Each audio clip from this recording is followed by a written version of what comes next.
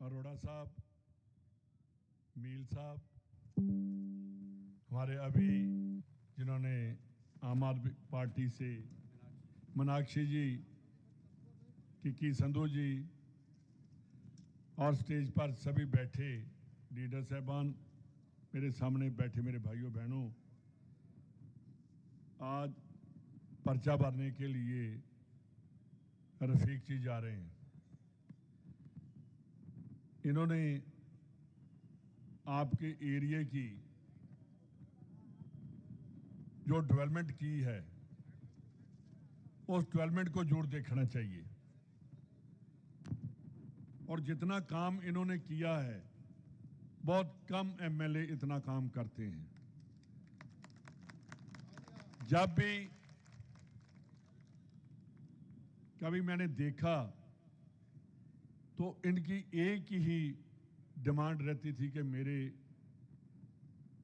MLA इलाके की सबसे ज्यादा डेवलपमेंट जयपुर में होनी चाहिए। जो एमएलए बनता है एक बार तो एमएलए बन सकता है, दोबारा तभी बनेगा अगर काम करेगा। एमएलए बनने के लिए मेरे ख्याल के कोई भी एमएलए बन सकता है, लीडर कोई नहीं बन सकता। लीडर वही बन सकता है जो लोगों के दिलों पर राज करे। आज जो हिंदुस्तान में नफरत की राजनीति चल रही है वो बंद होनी चाहिए। जो डर की राजनीति चला रहे हैं वो बंद होनी चाहिए। जो ईडी, सीबीआई, इनकम टैक्स का डरावा दे रहे हैं वो डर बंद करना हमें होगा। हम अंग्रेजों से नहीं डरे, ईडी और सीबीआई और इनकम टैक्स से नहीं डरेंगे। लोगों के दिमाग में एक बात आ गई है कि बीजेपी के पास लीडर नहीं है, बीजेपी के पास लोगों के डराने के लिए ईडी है। तो फिर इनको अपना चोन निशान कमल के फूल की जगह ईडी का ही लोगो लगा देना चाहिए। इनको क्यों नहीं जा रहा है 5 साल? क्यों नहीं इनको पता चला क्या हो रहा है कौन सी स्टेट में? जब इलेक्शन की अनाउंसमेंट होगी उसी टाइम कभी डोटासरा के घर, कभी सीएम के बेटे के, कभी किसी के घर, कभी अरोड़ा साहब के, कभी खोडनिया के। यार इनमें सभी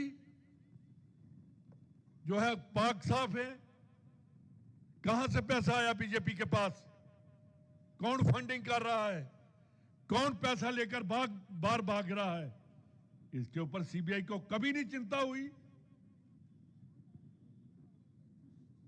चिंता इसी बात की है कि कांग्रेस का कैसे रोकना। ईडी वालों सोच लो, दीवार पर लिखा है कि कांग्रेस को कोई नहीं रोक सकता सत्ता में आने से। किसी के घर बच्चों को पूरा पूरा दिन 24 घंटे बच्चे बाहर नहीं जा सकते, महिलाएं बाहर नहीं जा सकती। ये अंग्रेजों का राज है। अंग्रेजों के टाइम में भी इतना तशद्दुद नहीं था जो इस टाइम चल रहा है। आप लोगों को मैं एक विनती करता हूं कि बहुत कुछ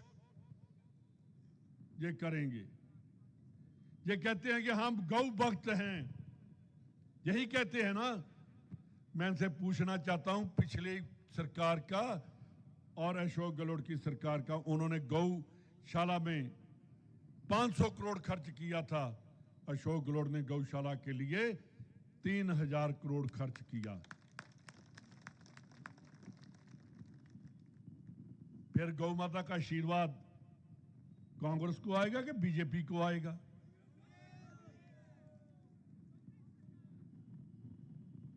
ये बातें करते हैं, ये कहते हैं हम राम भक्त हैं। यार मैं एक बात पूछना चाहता हूं, तिजारा में इनका कोई एक्स एमएलए जहां से इनके एमएलए खड़े हुए हैं बालकनाथ जी, तो उनकी मैं सुन रहा था कल परसों। वो कहता मेरे को पता नहीं चला मैंने गुरुद्वारे के लिए कैसे बोल दिया। क्या बात है, तेरे को पता ही नहीं चला कैसे बोल दिया? कहने लगे उस टाइम पटाखे चल रहे थे, ढोल बाज रहे थे, तो उस टाइम तेरे के ऊपर कोई भूत का असर हो गया था?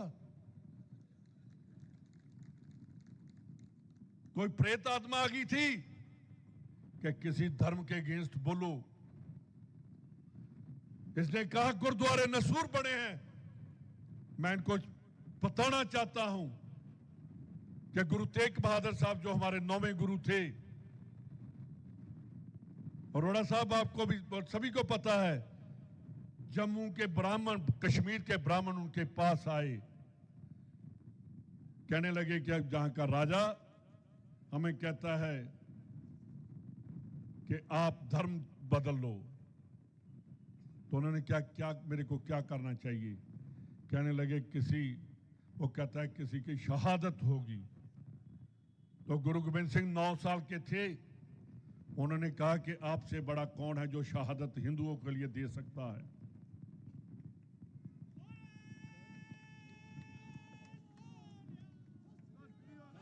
और गुरु तेग बहादुर ने जाकर चांदनी चौक में शहादत दी। मैं इन बाबा बालकनाथ और आदित्य जोगीनाथ को बताना चाहता हूं कि आप दोनों स्टेज पर बैठे थे, आपने एक बार उठकर नहीं कहा कि ये बकवास बंद करो।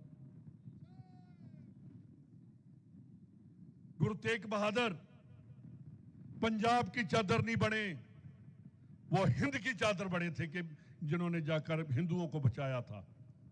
यार हमसे बात करना चाहते हैं? हिंदुस्तान में हम सभी बराबर हैं, हर जात बराबर है।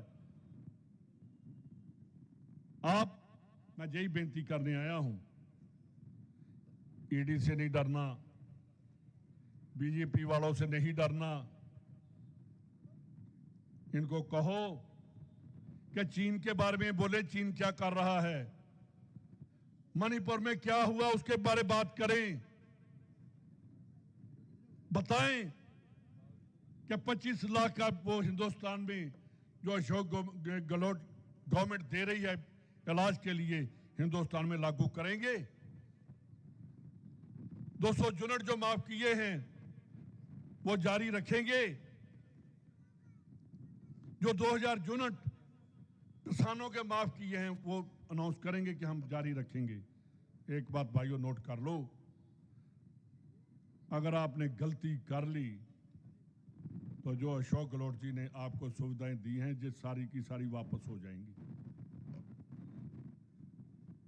आप से मैं विश्वास और वादा लेना चाहता हूं कि आप जैसे पहले रफीक भाई को आप वोटें देकर जिता कर लाए थे, पिछली बार से आप डबल वोटों से इनको जिता कर लाएंगे।